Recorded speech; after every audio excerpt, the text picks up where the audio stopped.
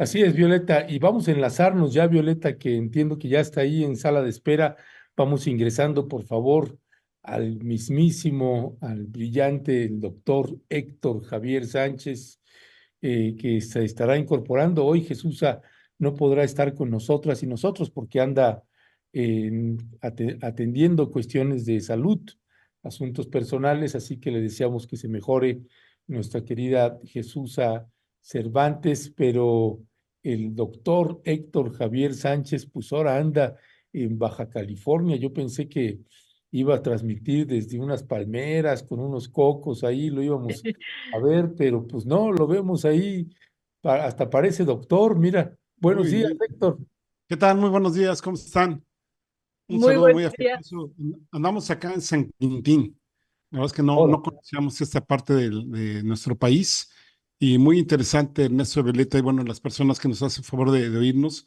Venimos invitados por la Universidad Autónoma de Baja California, que ya supe por ahí que también estuvieron en un evento allá en Veracruz, justamente sobre la cuestión de litio, ¿no? Lo que, pues qué bueno, ¿no? Que siga tocando este tema. Pero aquí nos trajo el tema de jornaleros agrícolas, ¿no? De ver las condiciones en las que están, sobre todo gente que viene pues, de Oaxaca, ¿no? Están triquis, aquí mixtecos, y también gente de Guerrero, de Chiapas, por supuesto, y de otros estados de la República, que bueno, pues imagínense las condiciones, así que en el cultivo de la fresa, de pepino, del jitomate, todo ese tipo de cosas, que de verdad que son muy, muy duras, ¿eh?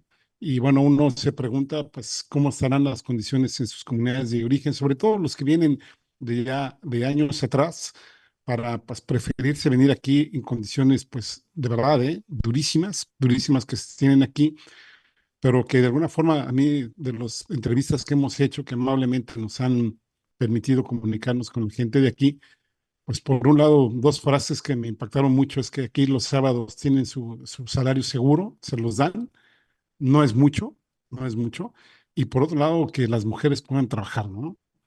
Es decir, que en algunas partes de nuestro país parece que las mujeres sigue habiendo un sistema muy patriarcal que pues las hace absolutamente dependientes de todo, pues de ahora sí que de lo que digan los maridos, ¿no?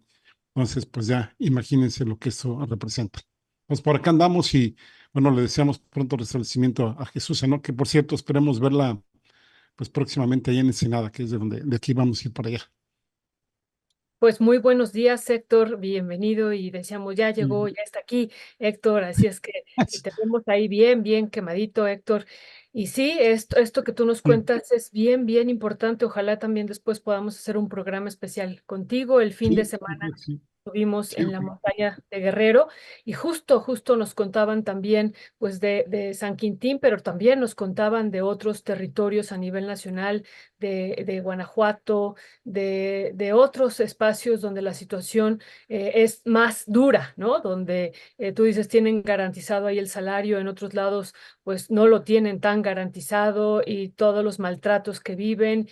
Y decíamos aquí el lunes que regresamos ya pues a transmitir, Héctor, pues lo que viven desde la montaña de Guerrero es durísimo y tú, como tú dices, ¿qué se tiene que vivir para aceptar esas condiciones prácticamente en muchos de los campos agrícolas de esclavitud moderna, Héctor? Pero bueno, ya estaremos, sé que no ese sí. es el tema que vamos a abordar el día de hoy o los temas, pero nos parece bien importante lo que nos estás compartiendo. Sí, nada más déjame hacer un comercial. El lunes vamos a hacer el programa de Mirada Crítica con dos colegas de por acá para más o menos ver cómo está la situación, ¿no? Ver, oír sus puntos de vista, ¿no? Sus análisis. Y qué bueno que tenga la visión de ustedes también, ¿no? Me parece excelente. Pues sí, ¿no? Yo creo que sí, vamos a ver eso, ¿eh? Con nuestra mirada, ¿eh? No se Oye, vieran Rompeviento TV, ¿eh? pues sí, ¿eh? Es muy patriotis, ¿eh? Oye, Héctor, pues ya dejando un poquito ahí el chascarrillo, pues vamos entrando en materia, Héctor, esto que proponías y que, pues bueno, Violeta también lo ha estado comentando, pues los números que publicó en su informe el Banco Mundial con respecto de la pobreza en México. Qué decir al respecto, Héctor Javier? Pues mira, una muy buena noticia, insuficiente, eso hay que recargarlo, es insuficiente, pero por lo menos se rompe la inercia que venimos trayendo pues desde muchísimos años atrás, ¿no? Y ya ven que, bueno, pues siempre está la crítica de que son las cifras de López Obrador, que tiene otros datos, etcétera, pues aquí parece ser que el Banco Mundial pues, está también de acuerdo. Acaban de publicar un informe que se llama Perspectivas Macro, Pobreza para América Latina y el Caribe, en donde ahí pues hacen un recuento de varios países y reconocen que la política social que se ha tenido aquí, básicamente el ingreso de los trabajadores, el aumento de empleo que se tiene aquí en México, bueno, pues implica que alrededor de 9.5 millones de mexicanos salieron de la pobreza entre 2018 y 2024. Es decir, en este sexenio, una cifra que pues parece ser que no tiene precedente en sexenios anteriores. Bueno, recordemos aquellas críticas que hicieron el gobierno de Enrique Peña Nieto, donde estaba Rosario Robles, por cierto, que no se movieron prácticamente y que además, bueno, pues nos llamaban a que en el caso de las mujeres, pues aprendieran a hacer pastelitos, ¿no? Así, aprendieran a hacer postres en este tipo de cursos que les estuvieran dando, como si en aquel momento, pues no, bueno, y ahora también no estuviéramos pues en cifras muy elevadas de sobrepeso y de diabetes y todavía pues nos andan haciendo cosas de este tipo de cosas, ¿no? El Banco Mundial reconoce que en este informe, en este informe reconoce que en 2018, al inicio de esta administración, había alrededor de 35.7 millones. Estamos hablando del 28, casi el 29% de la población que se calculaba para ese entonces en 104 millones de personas se encontraba en situación de pobreza y que para 2024 pues, pasamos de 35.7 a 26.1 millones de personas. Es decir, es una reducción significativa, me parece a mí, que habría que pues, aplaudirla, ¿no? Si bien es cierto que hay que continuar con este esfuerzo, que hay que continuar con políticas sociales que redistribuyan más la riqueza, pero insisto, el romper la inercia que se venía teniendo otros años con las políticas de contención salarial, con las políticas pues, del outsourcing, todo este tipo de cosas que, pues sí, eminentemente nada más beneficiaban a un pequeño sector de la población y la beneficiaban mucho, pues qué bueno que se esté dando y ojalá continúen. No sé ustedes qué opinan. Muchas gracias, Héctor. Pues sí, un dato que incluso el día que se dio el último informe de gobierno, el presidente enunció en su informe, él dio sus cifras y luego dijo, y el Banco Mundial, pues habla de 9.5 millones de personas que salieron de la pobreza. Y aquí hay pues dos elementos. Uno, los empleos generados a nivel nacional, que también eso es algo importante que señala el Banco Mundial cuando dice cómo fue que salió esas 9 millones de personas de la pobreza, la generación de empleos y lo otro, los programas sociales, sector, que también eso, a ver si nos puedes hacer un comentario al respecto sobre estos dos ejes. Pero yo quería complementar, Héctor, y a ver si podemos también ahí analizarlo, algo que hemos estado diciendo pues en este contexto capitalista y de ley general de acumulación capitalista, pues lo que se va creando es más riqueza, como lo hemos visto, pero también más pobreza y miseria. Y vemos aquí en este país, pues que hubo una reducción de la pobreza en general, pero también hemos estado hablando de la pobreza extrema, Héctor. La semana pasada también Coneval publicó este informe de evaluación de la política social 2024, señalando que los datos son al 2022, que están haciendo en este momento el levantamiento ya 2022, 2023, 2024 y tendremos próximamente pues ya estos resultados de cuánto pobreza extrema y pobreza en general disminuyó o permaneció o aumentó, ya lo veremos en la pobreza extrema, pero los datos que dieron esta semana pasada es que la situación de la pobreza extrema persiste.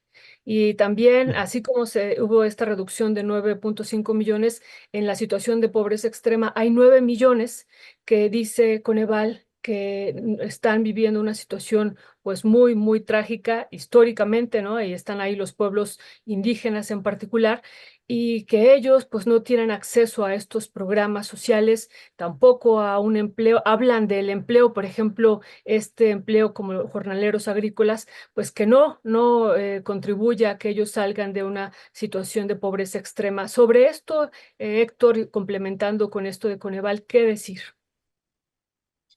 Aquí son cosas bien discutidas, ¿no? A mí me parece que por un lado habría que ver cómo se mide la pobreza extrema, cómo se mide la pobreza en general.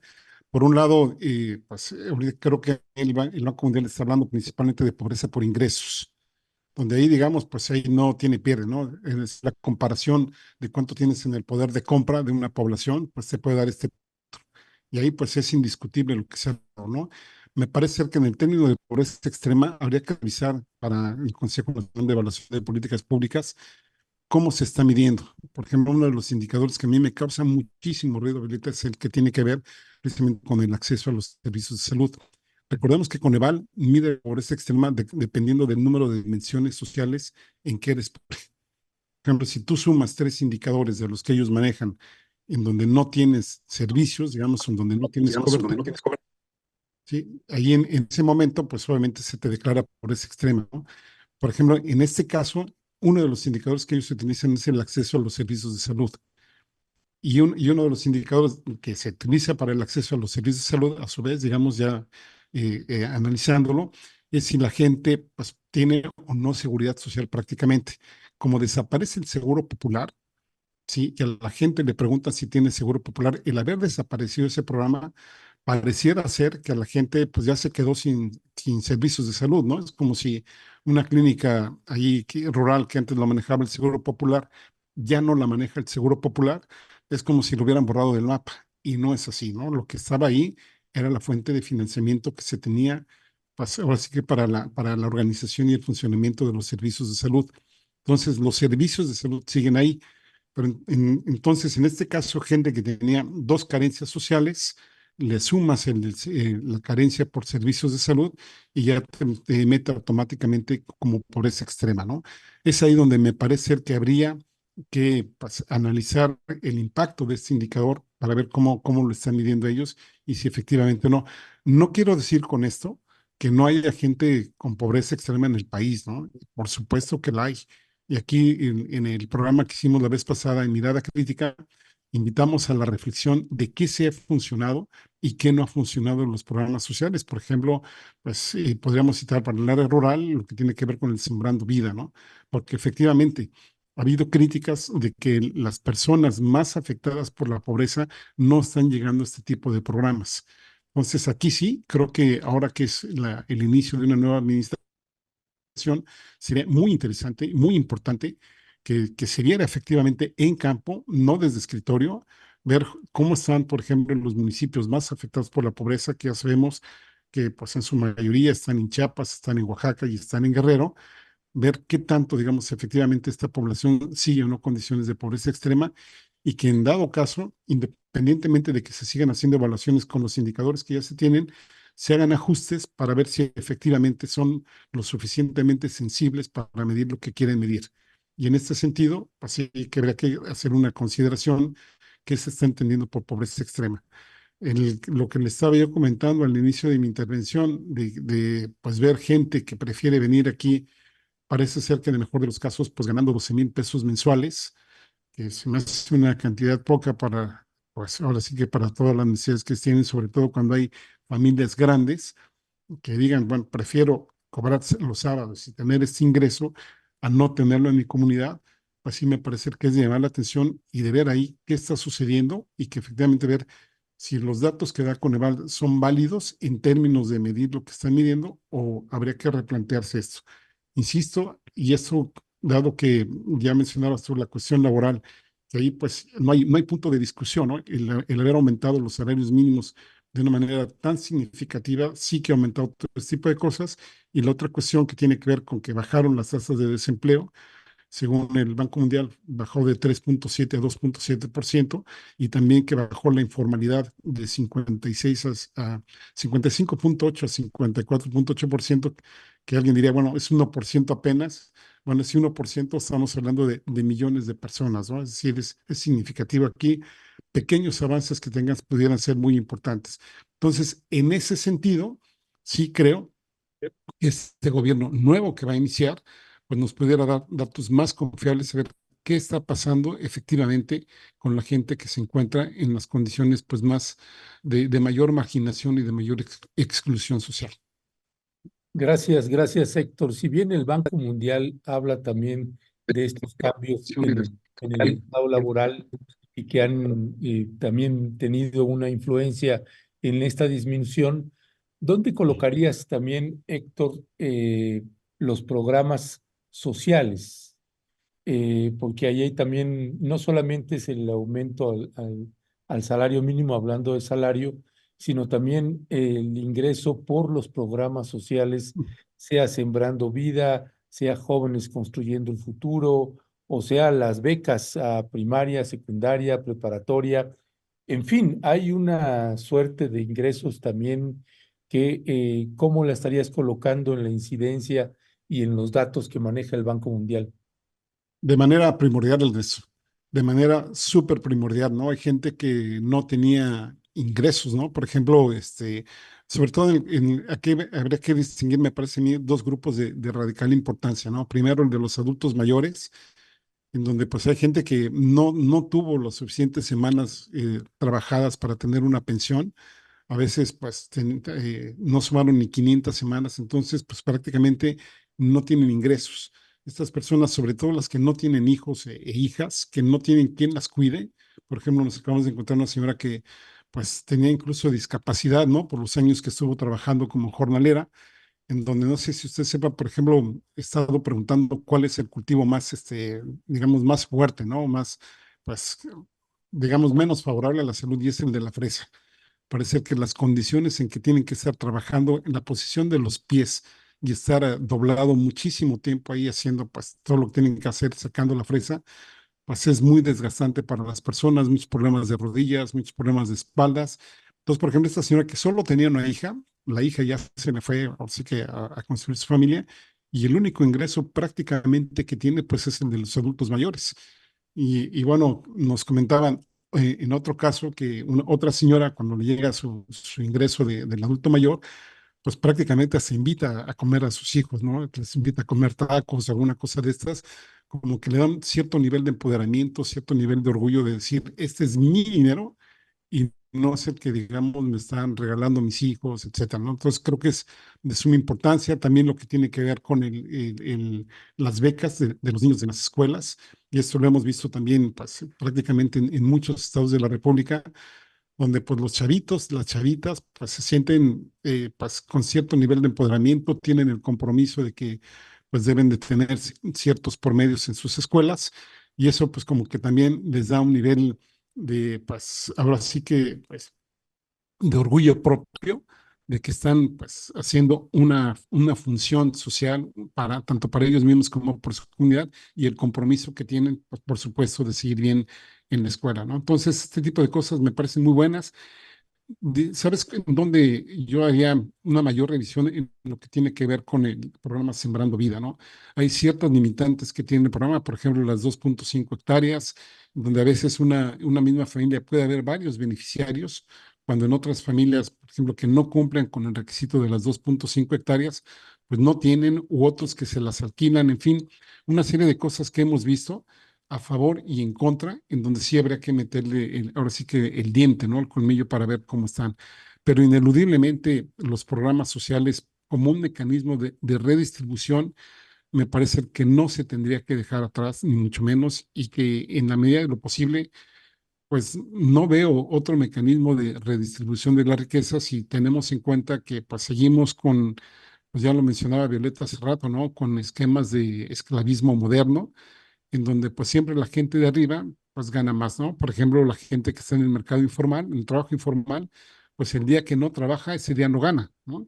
Y entonces, por ejemplo, en los servicios médicos, si a las personas les piden que necesariamente su comprobante médico, su incapacidad tenga que venir del IMSS, aquí hay gente que recorre hora y media al Instituto Mexicano del Seguro Social para que si le va bien, reciba consulta ese día, y si no, pues lo hacen que vaya el día siguiente y entonces pues le tengan que dar ahí pues ahora sí que su comprobante médico, ¿no? Cuando tiene, por ejemplo, tipo de servicios también caros, pero que no le representan tanto gasto ni tanto tiempo para ir, pero que no les aceptan esos comprobantes, y entonces, pues si se sienten mal y no llegaron al IMSS y les llevan una receta de otro lado, pues ahí les descuentan ese día, ¿no? Entonces, eso hace que mucha gente pues prefiera sentirse mal, trabaje hasta donde sus condiciones físicas le den, para que, pues, imagínense, no le descuenten el día, ¿no? Ese tipo de cosas, Ernesto y Violeta, no sé si ustedes coincidan, son las que habría que estar revisando para que de alguna forma, si ya se han tenido avances, pues se sigan teniendo más avances que, insisto, son muy buenos, pero insuficientes dado el rezago que teníamos aquí en nuestro país. Muchas gracias, Héctor. Tuve un problema de sonido, entonces hace ratito ya no escuché al final, pero muy interesante lo que estás comentando, Héctor. Héctor, tanto el Banco Mundial como Coneval señalan de esta situación que vive y la condición que vive de pobreza, pero pobreza extrema, las mujeres en particular y las mujeres indígenas en específico. Y por ejemplo, pues sabemos de las condiciones también de las jornaleras que tú estás viendo allá, de las jornaleras agrícolas. Pues todas estas situaciones a las que se enfrentan las mujeres a nivel nacional, que ambos organismos coinciden, ahí es donde se tiene que poner también énfasis hacia la siguiente administración. Sobre esto, Héctor, ¿cuáles serían tus recomendaciones a partir de, pues, del estudio que llevas también años haciendo sobre la situación de pobreza y que lo has vivido directamente allá en Chiapas y que ahorita lo estás viviendo allá en Baja California? ¿Qué recomendaciones? Ya vimos pues que se empieza, la doctora Claudia Sheinbaum empieza a hacer algunos anuncios, ¿no? De que lo primero que va a atender a partir de esta Secretaría de la Mujer, pues va a ser a las jornaleras agrícolas en particular y también a las mujeres que están en la maquila. Pero ¿qué más, Héctor, se tendría que hacer? Sí, mira, a estos dos grupos que habría que sumarle también las mujeres que hacen trabajo como empleadas domésticas, ¿no? Que Ya. también es uno de los grupos más desprotegidos que tenemos aquí en el país y de las que pues prácticamente, a pesar de que ya ha habido algunos avances en términos legislativos, por ejemplo, de incorporación al Seguro Social, no siempre se ponen en práctica este tipo de cosas, ¿no? Y ya no solo hablas en condiciones de, digamos, de tipos de empleo, ¿no? Me parece que aquí tendríamos que tener un país que viva en términos de políticas de género de manera transversal y empaparnos a todas y todos, porque también hay mujeres que algunas veces se masculinizan, que es el término que utilizan los sociólogos cuando llegan a ciertos puestos de poder y ahora dicen, pues ahora voy yo, me toca, y arrasan pues con todo mundo, ¿no? Incluyendo a sus propias, a sus propias congéneres, ¿no? Es decir, a las propias mujeres, ¿no? Entonces creo que nos hace mucha falta, Violeta, tener pues una perspectiva mucho más sólida en cuestiones de género porque seguimos todavía desde formas sutiles hasta formas muy agresivas en términos pues, de discriminación y de exclusión de la mujer, ¿no? Bueno, ahí tenemos el indicador más extremo que es el de los feminicidios, que desafortunadamente no se ha podido desaparecer aquí en México. Y también seguimos incluso con datos que ha tenido INEGI por ahí en algunos de los programas presentamos algunas gráficas de mujeres, por ejemplo, cuánto ganan en términos de escolaridad, cuánto ganan por términos de número de hijos. Por ejemplo, ahí es muy fuerte, ¿no? Una mujer, mientras más hijos tenga, por ejemplo, los puntos de corte eran uno, dos, tres, cuatro y más. Y a mayor número de hijos, pues las mujeres realmente ganan muchísimo menos porque se dedican más a sus casas y también, pues, no tienen las mismas posibilidades de obtener al término de su vida productiva, pues, una protección social como es la jubilación, ¿no? Aquí, a pesar de que de alguna forma se ha reducido el número de semanas para tener una pensión, pues solamente a menor número de semanas tienes menor tasa de cotización, tienes menor dinero, digamos, acumulado. Qué bueno que el gobierno pues hizo este programa de decir que los que ganan menos de 16,000 pesos les van a juntar todo lo que ganaban para que fueran con su 100%, pero ¿y qué pasa con los que ganan 17,000 pesos y más? Pues esos ya no van a tener su pensión completa, ¿no? Me parece que entonces en ese sentido este programa también tendría que revisarse, no solo a los que ganan menos de 16,000 pesos, sino también revisar el modelo de las AFORES, por ejemplo, para que la gente tenga más protección social y que pues estas administradoras de fondos para el retiro sigan ganando muchísimo más, que tienen muchos billones de pesos. Nada más habría que ver cuánto, si mal no recuerdo, Violeta, no sé si tú lo sepas, andan por alrededor del 12% del Producto Interno Bruto, que es muchísimo dinero, pero siguen pagando pensiones de miseria. Y en el caso de jornaleras agrícolas, donde pues muchas veces tienen empleos por meses, digamos, no son permanentes estos empleos, pues ahí es donde va habiendo una disrupción en el periodo de que se van juntando pues ahora sí que los salarios que van, pues ahora sí que teniendo como reserva para su jubilación, y pues eso hace que mucha gente adulta no tenga la cantidad suficiente como para tener una vejez digna. Pues Héctor Javier Sánchez, muchísimas gracias. Héctor, que pudiste hacer ahí también un alto y que sabemos que tienes que salir corriendo, tuvimos que hacer ahí ajustes y movimientos. Así que gracias Héctor por ajustarte y darnos un tiempecito. Salúdanos a Jesús por allá, Claro que ojalá se sí. puedan ver. Y pues ahí seguimos al habla, Héctor, porque estamos Oye, con y quedó pendiente el tema de Honduras, ¿eh? Que luego a ver si en otro momento lo tratamos porque me parece sí, muy, muy importante, ¿no? Sí, muy rápido, pues ahora sí que casi la misma receta que están tratando de aplicar aquí en México, ¿no? Sacan videos por ahí de hace varios años y en algún momento, pues desde ahí pretenden desestabilizar el gobierno hondureño, nada más porque algunos funcionarios fueron a ver al gobierno de Maduro allá en Venezuela y ahí pues la embajadora de Estados Unidos, qué raro, pues es la que empieza a atizar para que pues se presione para que renuncie la presidenta Xiomara Castro, ¿no? A ver si lo vemos en otro momento.